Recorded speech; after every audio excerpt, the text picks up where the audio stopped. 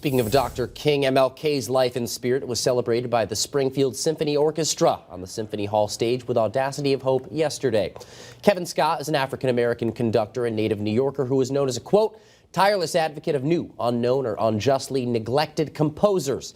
Scott led the orchestra with works such as Lift Every Voice and Sing, and the Audacity of Hope, highlighting and inspiring music of African-American composers. Scott was joined on the Symphony Hall stage by Artina McCain, a pianist who throughout her career has been dedicated to promoting the works of Black and other underrepresented composers.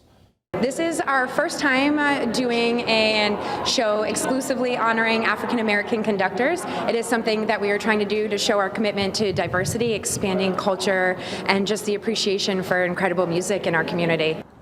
Gowron added that the show has already surpassed ticket sales for all three of the previous shows this season.